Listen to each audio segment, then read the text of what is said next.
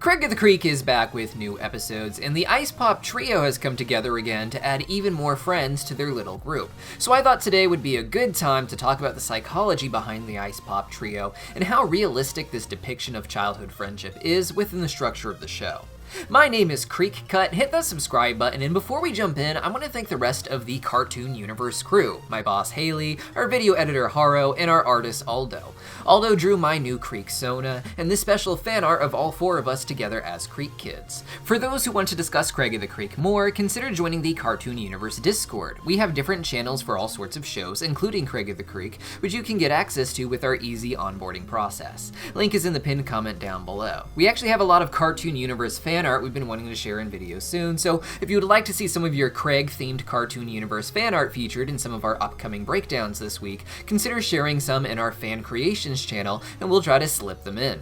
Now, in Craig of the Creek, most characters have a primary friend group, which is of course realistic, but as the show goes on, the kids experience patterns of overlap with each other. In the episode The Ice Pop Trio, Craig is sad because both Kelsey and JP are on vacation while he's stuck at home, with shuffled vacations being an issue experienced later in the show, and feeling very realistic to childhood, where you want to spend as much of your vacation as you can with your friends, but reality often gets in the way.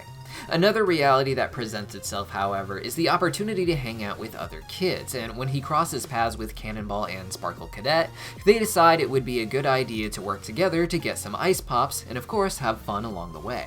Cannonball and Sparkle-Cadet sort of represent opposite ends of the Creek system, with Craig being in this case what he is in the greater show as well, a uniter force that brings the kids together. Cannonball has his long-standing friend group united by their interest in bikes, but that doesn't mean they always get along in the other ways that Cannonball might like, and he's generally a very welcoming and appreciative force in the Creek for different people. Sparkle-Cadet, on the other hand, has the tragic backstory of parents whose job requires all of them to move a lot. Sparkle-Cadet, thus, is constantly the newcomer wherever she goes, a singular person among a large group of friends that have known each other over the years. That isn't to say she can't ever make friends, but they will generally be busy with their existing friend group, and no matter how close to that group she gets, they will generally not include her in all activities the base group does, similar to how she plays with Craig and the others, but not always. Instead, Sparkle-Cadet invests heavily in imaginative play, using her mind to entertain herself more than other people. In the Capture the Flag arc, we also saw that she enjoys doing projects at home alone, another habit picked up from a lack of close friends while moving.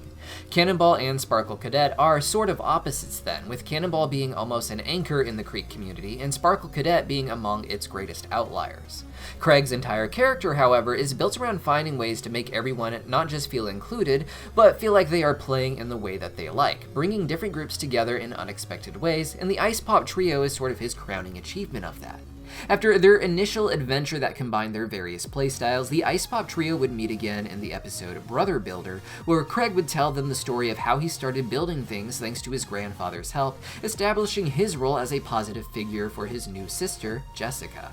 Kelsey and JP likely know this story, and likely have helped with a similar situation before, but Craig calls upon the Ice Pop Trio in this episode because he trusts Sparkle-Cadet to have the perfect stickers that someone like Jessica would like on a new gift that he is building, and Cannonball would have the appropriate bike pump for its mechanics. There are very real issues with people using each other, of course, but a lot of what unites people is what we can do for each other, and how we can make that more special along the way. Craig called upon people he liked, not to use them, but because he respected certain skills or traits that they had that would make them able to help him.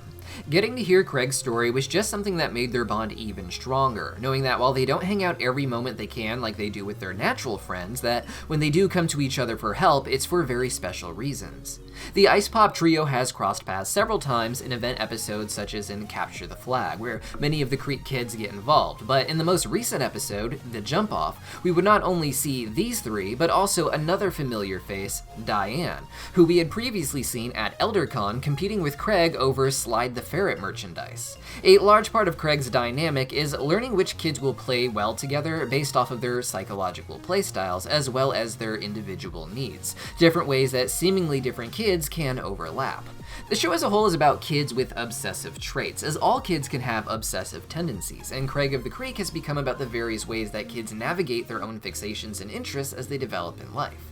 Previously, Craig and Diane had essentially battled over their obsession for Slide the Ferret to win a Slide the Ferret Cup, but they had so much fun doing it that it led to a dramatic moment with the final question in their trivia, one that they both knew the answer to, one that they had even said at the same time earlier in the episode when talking about Slide the Ferret's first game. So Craig knew this question didn't prove that he was the bigger fan, just that he reacted faster to the question. Now, one difference between Craig and Diane is that Diane has played every single Slide game, including the original game that Craig had not. This didn't make Diane a bigger fan than Craig either, as the game itself is very weird, a game that Craig perhaps had the opportunity to play but had no interest in, as instead of playing in Slide's typical form, it was just about sliding cheeseburgers into a mouth.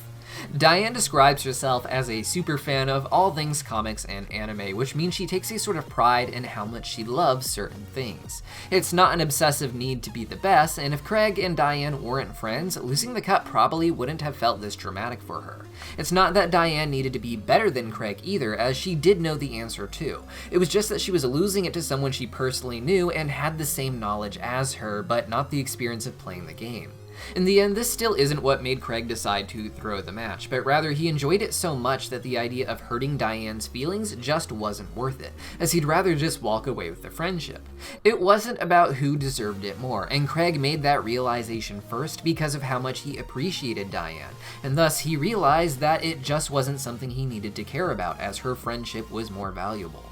In this recent episode, the Ice Pop Trio meets Diane's old friends, kids who love double dutch jump rope. Diane interestingly says that the reason they had a falling out is that she wasn't as obsessed with it as the other girls were. In her first episode, it appeared that she had an extreme desire to be the best, but in this episode we see that Diane doesn't fixate on that need the way her old friend still does, probably because Craig helped her realize she doesn't need to be the best in order to enjoy something with someone. Her friend Brittany was the best, but instead of using that to enjoy her time with her friends, she would use it to shame others and force them to work even harder, always trying to get them to keep up so that they never have to do something that she isn't good at. Through this, we got to see that when united by an ongoing cause, the Ice Pop Trio can meet pretty consistently, which makes it all the more sad that Sparkle-Cadet isn't around as much, as unlike Cannonball, who uses this time normally for his biking friends, Sparkle-Cadet doesn't have anyone.